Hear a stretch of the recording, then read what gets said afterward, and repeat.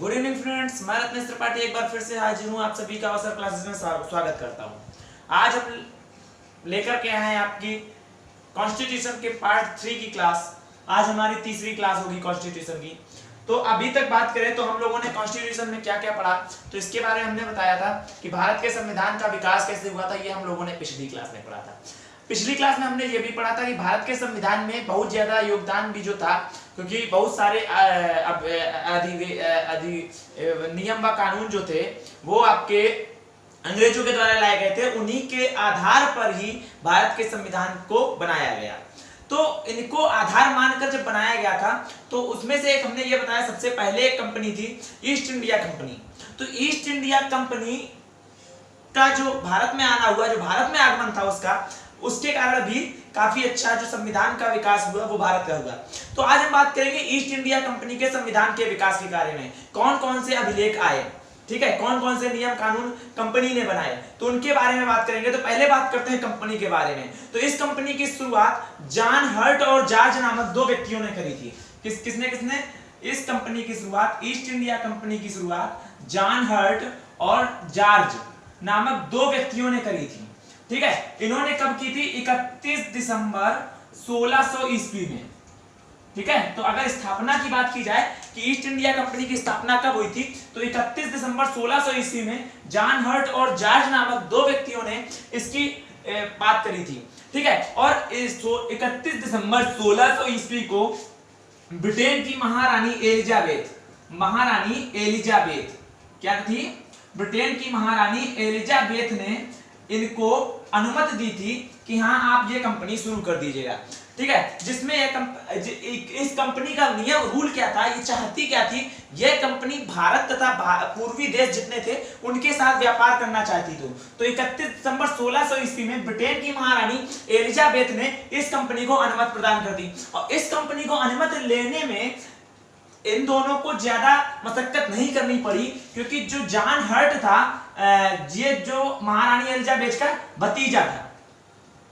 John hurt जो था वो महारानी एलिजाबेथ का भतीजा था, तो जिसके कारण अनुमति लेने में इन्हें काफी ज्यादा मशक्कत नहीं करी, ठीक है। उस समय जब इसको 31 दिसंबर 1600 ईस्वी में इसे जब अनुमति प्रदान करी गई थी, तो कहा गया था कि आप केवल 1500 वर्षों तक इस कंपनी को चलाएंगे। कितने वर्षों तक? 1500 वर्षों तक। तो अगर बात करें तो ईस्ट इंडिया कंपनी को मात्र 15 वर्षों तक के लिए इसकी अनुमति मिली थी कि आप भारत और उसके पूर्वी देशों के साथ विस्तार कर सकें। लेकिन इसने किया क्या? धीरे धीरे अपने पैर पसारना शुरू किया और 250 वर्षों तक इसने मतलब कंपनी और महारानी एलिजाबेथ ने मिल करके भारत पर शासन किया था।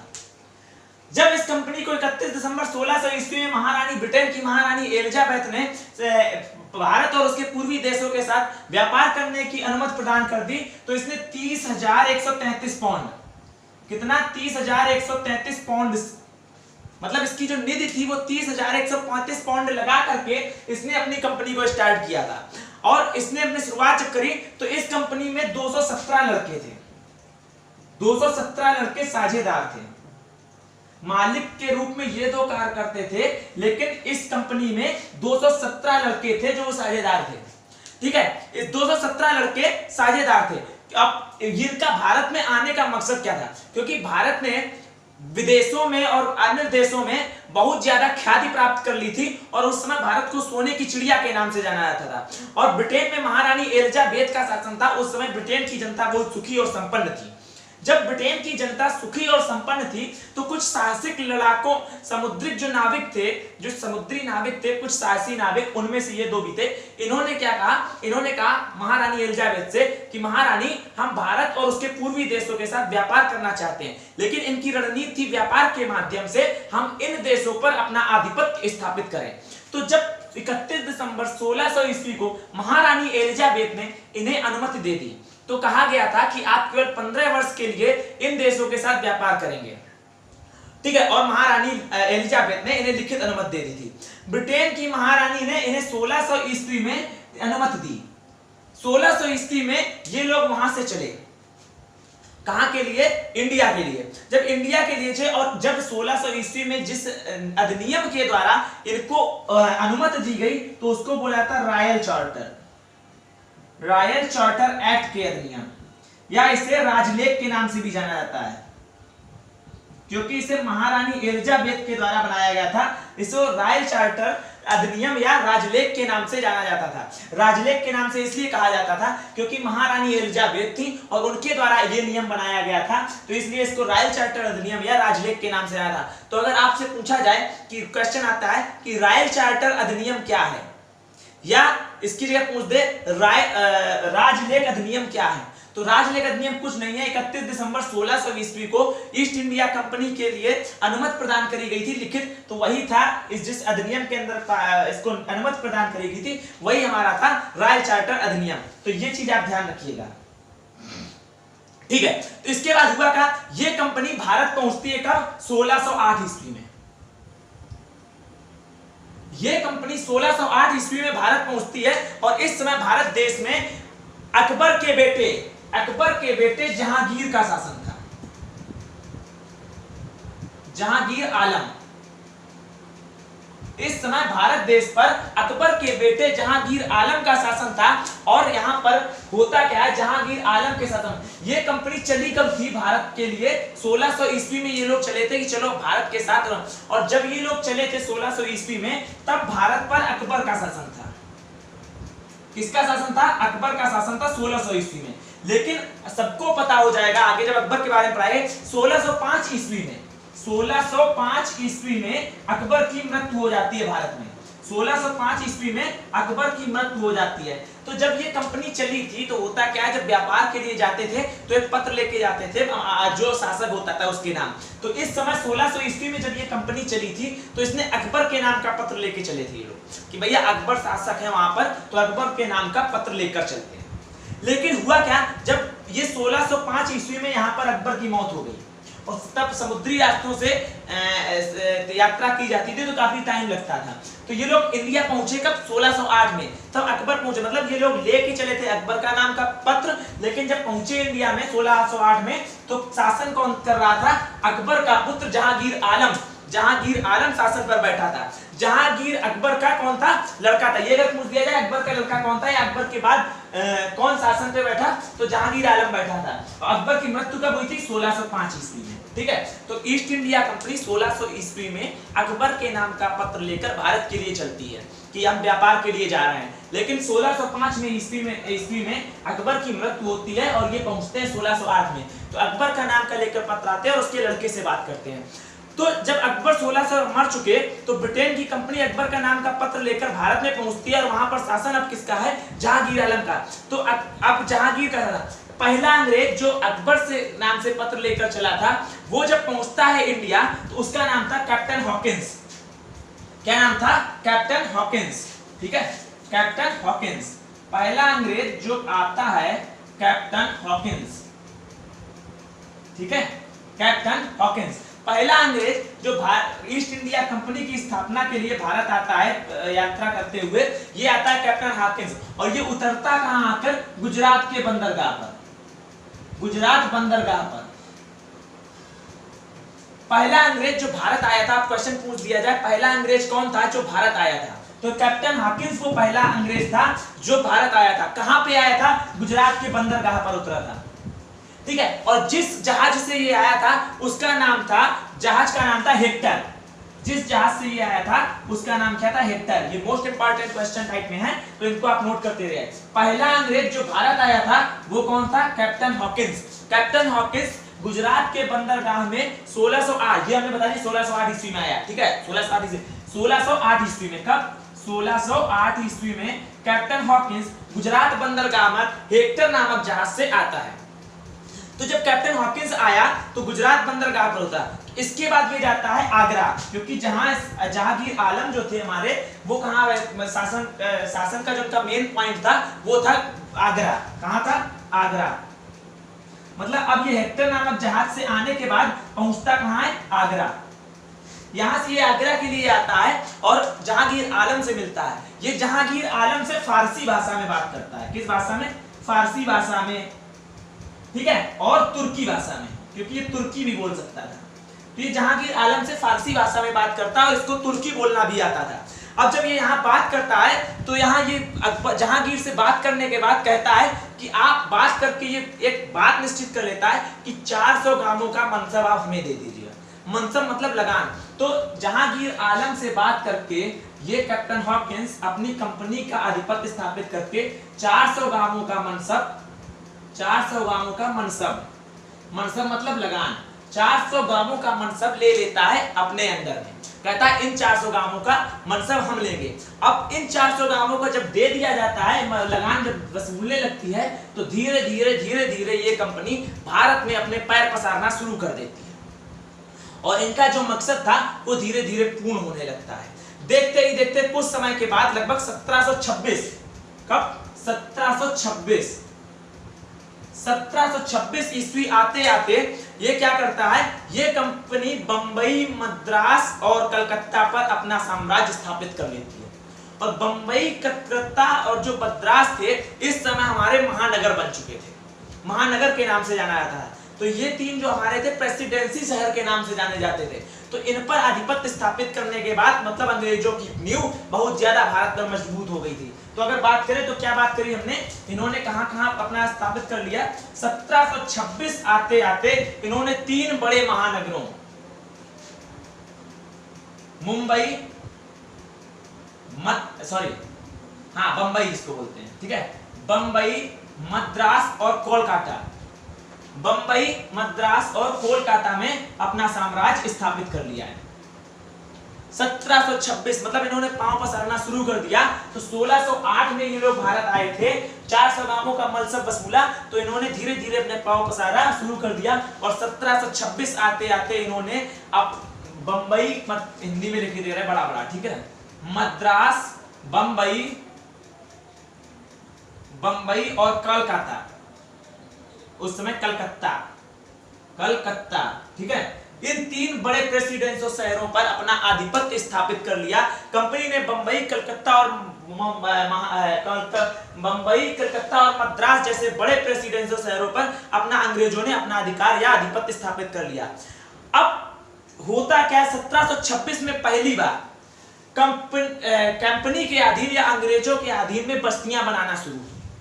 क्या हुआ, 1726 में पहली बार कंपनी अंग्रेजों के अधीन बोले या कंपनी के अधीन में पहली बार बस्तियां बनाना शुरू कर गई इन शहरों में, मद्रास, बंबई और कलकत्ता में।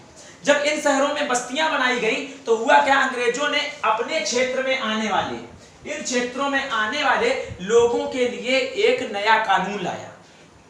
इन क्षेत्रों में आने वाले लोगों के लिए एक कानून बनाया और एक निर्माण शक्ति करी। उसके अंतर्गत ये था कि जो मतलब ये हम अगले बताएंगे, 1726 का जब एक्ट पढ़ाएंगे है क्या इसके अंतर्गत, ठीक है, 1726 का जब एक्ट पढ़ाएंगे तो उसका रूल ये था, जो हमारे यहाँ काम करेगा वो कहीं और काम नहीं करेगा, काफी लंबे उसमें रूल थे, ठीक है। तो जब पहली बार, अब हुआ क्या, जब 1726 में पहली बार अपने क्षेत्र के अंतर्गत आने वाले, अपने साम्राज्य के अंतर्गत आने वाले लोगों के लिए अंग्रेजों ने एक कानून बना दिया। और अब भारत में यह पहली बार हुआ था कि किसी दूसरे ने आकर के भारत के लिए कोई कानून बनाया था। अभी तक जो भी कानून बनाता था, भारत का जो राजा होता था, जो शासक होता था, उसके द्वारा बनाया जाता था। लेकिन अंग्रेजों ने 1726 में अपने साम्राज्य के अंतर्गत आने वाले लोगों के लिए एक कानून का निर्माण कर दिया। और जब कानून का निर्माण कर दिया तो मतलब उन्होंने पहली बार अपनी पावर का यूज किया इंडिया के अंदर। 1726 में अगर बात करें तो अगर ये पूछा जाए कि अंग्रेजों ने अपना आधिपत्य जब जमा लिया, पहला तो क्वेश्चन ये आएगा, अपना आधिपत्य मद्रास, बंबई और कोलकाता में कब स्थापित किया, तो 1726 तक। उसके बाद पूछ सकता है अंग्रेजों ने पहली बार अपनी शक्तियों का इस्तेमाल भारत में विधि निर्माण, या विधि मतलब होता है कानून, कानून निर्माण के लिए कब किया, 1726 में। 1726 के एक्ट के अंतर्गत विधि मतलब होता है कानून, तो एक कानून बनाया।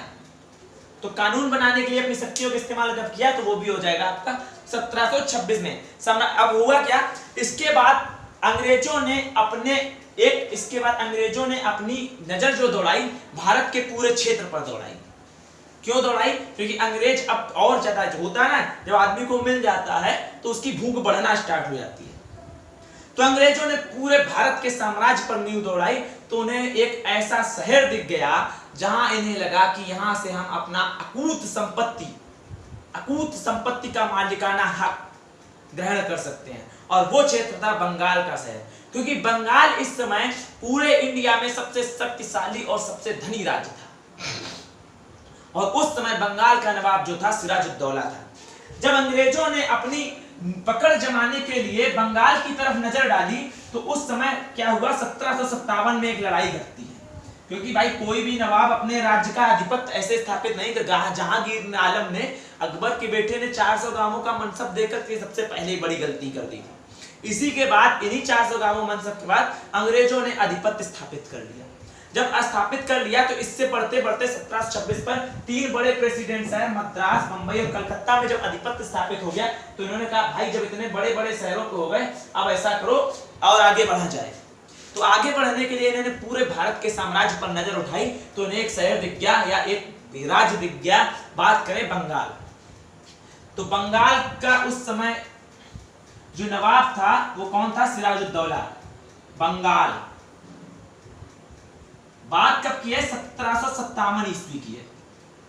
अब 1757 ईस्वी में हुआ क्या, जब इन्होंने बंगाल की तरफ नजर डोलाई, तो बंगाल पर नजर डालने का इनका सिर्फ एक ही मकसद था, क्योंकि बंगाल उस समय सबसे शक्तिशाली और सबसे धनी देश था। तो 1757 में जब यहाँ का जो हमारा नवाब था वो था सिराजुद्दौला।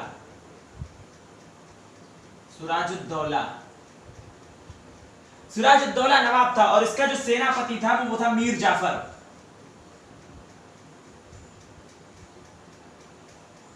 ठीक है, बंगाल का जो नवाब था वो था सिराजुद्दौला, और इसका जो सेनापति था वो था मीर जाफर। तो जब अंग्रेजों ने बंगाल में सिराजुद्दौला के साम्राज्य पर नजर दौड़ाई, तो सिराजुद्दौला बोले भाई हम तो ऐसे नहीं देंगे। तो अंग्रेजों ने नीति अपनाई, फूट डालो शासन करो की नीति तो थी। तो उन्होंने मीर जाफर से बात करी, बोले आप हमें बंगाल का साम्राज्य दो और हम आपको नवाब बना देंगे। मीर जाफर ने क्या किया, जाकर के अंग्रेजों से मिल गए। वो अंग्रेज कौन था, उस अंग्रेज का नाम था रॉबर्ट क्लाइव।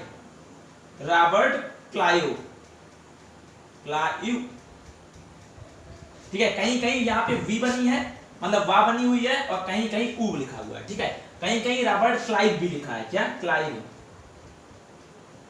ठीक है, तो हुआ क्या, 1757 में रॉबर्ट क्लाइव ने मीर जाफर को अपने साथ मिला लिया। जो अंग्रेज था रॉबर्ट क्लाइव, उसने मीर जाफर को अपने आप लगा दिया और भयंकर युद्ध हुआ। इस भयंकर को युद्ध का नाम दिया गया प्लासी का युद्ध। कौन सा, प्लासी का युद्ध। काफी ज्यादा क्वेश्चन पूछा जाता है, ये प्लासी का युद्ध कब हुआ था, तो 1757 में प्लासी का युद्ध हुआ था। बहुत भयंकर लड़ाई होती है, और जब मीर जाफर गद्दारी कर देता है नवाब सिराजुद्दौला से, तो अंत में सिराजुद्दौला की हार होती है और सिराजुद्दौला को मौत के घाट उतार दिया जाता है।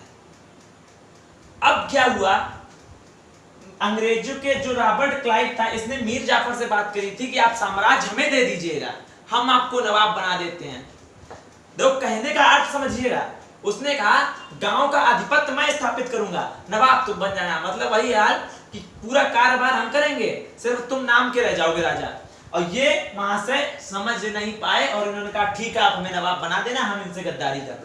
तो 1757 में लड़ाई होती है, प्लासी का युद्ध होता है, भयंकर युद्ध होता है। किसके बीच में, नवाब सिराजुद्दौला और अंग्रेजों के साथ रॉबर्ट क्लाइव, और इसका सेनापति जो था वो अंग्रेजों के साथ मिल जाता है, मीर जाफर। और इस युद्ध में बंगाल के नवाब सिराजुद्दौला की हार होती है, और सिराजुद्दौला को मौत के घाट उतार दिया जाता है, जिसके बाद अंग्रेज मीर जाफर को बंगाल का नवाब घोषित कर देते हैं। इसके बाद कहा यह जाता है कि बंगाल इतना धनी देश था कि अंग्रेज यहां से 900 ट्रक, 900 बड़े बड़े जहाज, 900 बड़े बड़े जहाजों में 10-10 टन के आसपास सोना भर के ले गए थे। बंगाल इतना धनी देश था कि 900 बड़े बड़े जहाजों के द्वारा यहां से सोना ले जाया जाता है। ठीक है, तो ये ध्यान रखने का, इस नवाब सिराजुद्दौला और रॉबर्ट क्लाइव या अंग्रेजों के मध्य में एक युद्ध हुआ था 1757 ईस्वी में। 1757 में जो ये युद्ध हुआ था, इसको बोलते हैं प्लासी की लड़ाई। बहुत ज्यादा पूछा जाता है प्लासी का युद्ध कब हुआ था, तो 1757 ईस्वी में प्लासी का युद्ध हुआ था। सनी पूछा जाता है, ठीक है। 1757 ईस्वी में प्लासी का युद्ध हुआ था। कब हुआ था? अगर आप डेट भी पूछना चाहें तो आप लिख सकते हैं 23 जून, ठीक है। अगर आप डेट भी लिखना चाहें तो 23 जून सन 1757 में प्लासी का युद्ध हुआ था।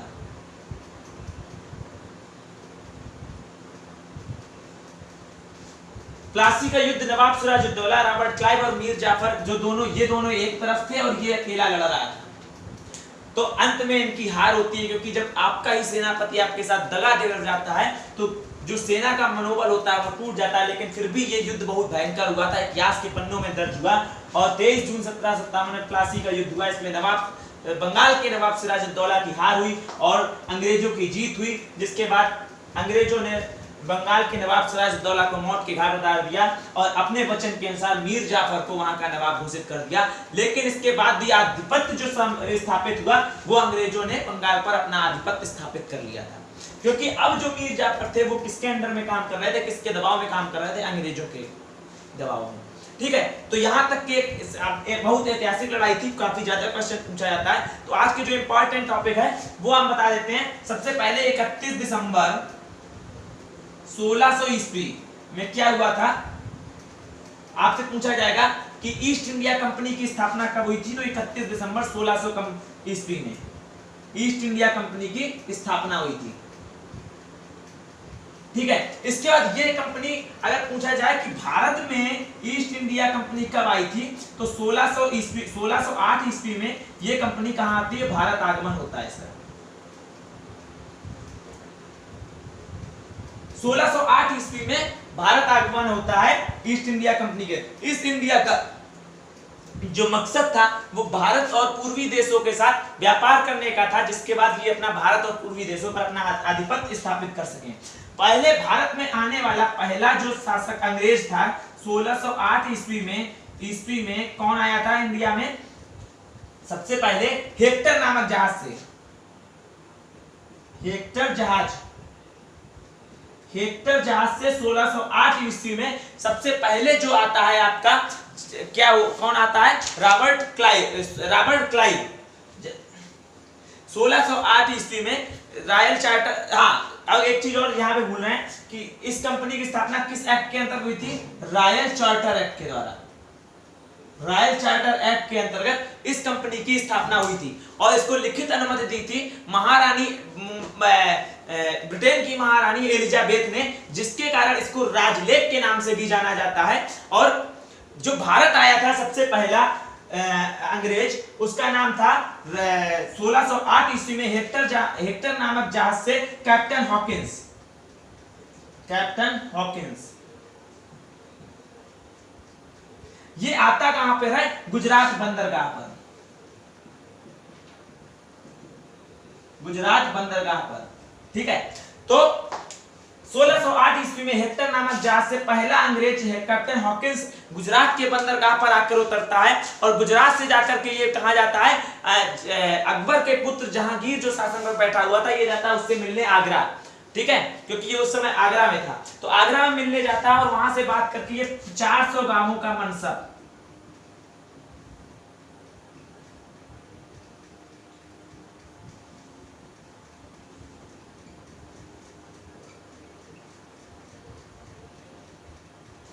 तो ये वहां पर किससे? जहांगीर आलम से 400 गांवों का मनसब वसूलने का अधिकार ले लेता है। अकबर के पुत्र जहांगीर से 400 गांवों का मनसब वसूलने का, मनसब मतलब होता है लगान, अगर इसको बात करें तो 400 गांवों का लगान वसूलने का अधिकार ले लेता है। इसके बाद ये कंपनी 1726 इसके बाद ये कंपनी भारत में अपने पैर पसारना शुरू कर देती है और 1726 आते आते ये कंपनी मद्रास, बंबई और कलकत्ता जैसे बड़े महानगरों पर अपना आधिपत्य स्थापित कर लेती है। 1726 ईस्वी में 1726 एक्ट के द्वारा एक कानून बनाया जाता है, जिसके अंतर्गत इनके क्षेत्रों में आने वाले लोगों के लिए कानून बनाया जाता है। इस क्षेत्र के अंतर्गत आने वाले लोगों के लिए कानून बनाया जाता है जो इनके यहाँ काम करते थे फैक्ट्रियों में, उनके लिए, इनके साम्राज्य के अंदर जितने भी लोग 1726 में कानून बनाया जाता है उसके अंतर्गत इन लोगों को जोड़ा जाता है। तो पहली बार 1726 ईस्वी में कानून बनाकर अंग्रेज भारत में अपना पावर का इस्तेमाल करते हैं, अपनी शक्तियों का इस्तेमाल कब कर रहे हैं? 1726 ईस्वी में। उसके बाद ये सब करने के बाद जब इन्होंने देखा कि हमने अपने कानून का भी इस्तेमाल कर लिया, शक्तियों का इस्तेमाल करना शुरू कर दिया, तो इन्होंने अपनी नजर दौड़ाई भारत के सबसे धनी और शक्तिशाली राज्य बंगाल की तरफ। बंगाल पर उस समय जो नवाब था वो सिराजुद्दौला, या शासक जो था वो नवाब सिराजुद्दौला था। और 27 जून 1757 ईस्वी को एक भयंकर ऐतिहासिक युद्ध होता है जिसे प्लासी के युद्ध के नाम से जाना जाता है। यह युद्ध नवाब सिराजुद्दौला और अंग्रेज के मुखिया रॉबर्ट क्लाइव के मध्य होता है, जिसमें नवाब सिराजुद्दौला का जो सेनापति होता है वो अंग्रेजों से मिल जाता है, जिसके कारण नवाब सिराजुद्दौला की हार हो जाती है और इसे मौत के घाट उतार दिया जाता है। जिसके बाद अंग्रेज मीर जाफर जो सेनापति था किसका? सिराजुद्दौला का, उसको नवाब बना देते हैं बंगाल का। और आधिपत्य कौन ले लेता है? नवाब उसको बना देते हैं, लेकिन आधिपत्य बंगाल का जो लेते हैं वो अपने हाथ में ले लेते हैं। तो आज का टॉपिक यहीं पता रखते हैं। इसके बाद अगली बात करेंगे, इसके बाद प्लासी के युद्ध के बाद बक्सर का युद्ध, ठीक है। इसके बाद टॉपिक पे बात होगी बक्सर का युद्ध, उसके बारे में बात करेंगे। और आज का टॉपिक यहीं समाप्त रखते हैं। घर पर रहें, सुरक्षित रहें। जो लोग चैनल पर नए हैं वो लोग चैनल को सब्सक्राइब करें। जीएस की क्लास आपको डेली मिलेगी, 2 टेक्निकल की क्लास मिलेगी। तो जीएस की क्लास आज की कंप्लीट होगी, इसके बाद आज 2 टेक्निकल की क्लास भी लगेगी। तो जो लोग नॉन टेक हैं, आप लोग अपने सभी मित्रों को, जितने भी आपके कांटेक्ट में लोग हैं, सभी को आप उनके लिंक शेयर करिएगा ताकि ज्यादा से ज्यादा लोग चैनल पर जुड़ सके। जिसके बाद मैं लाइव आना शुरू कर दूंगा, जिससे आप, और एक चीज और, अगर आपको कोई भी समस्या समझ में आ रही है, कोई प्रॉब्लम समझ आए, आप नीचे कमेंट में बॉक्स में कमेंट जरूर करिएगा, मैं उसमें अपना सुधार करूंगा। इसके बाद आज का टॉपिक यही समाप्त करते हैं। मिलते हैं नेक्स्ट क्लास में कल। जय हिंद, जय भारत। घर पर रहें, सुरक्षित रहें।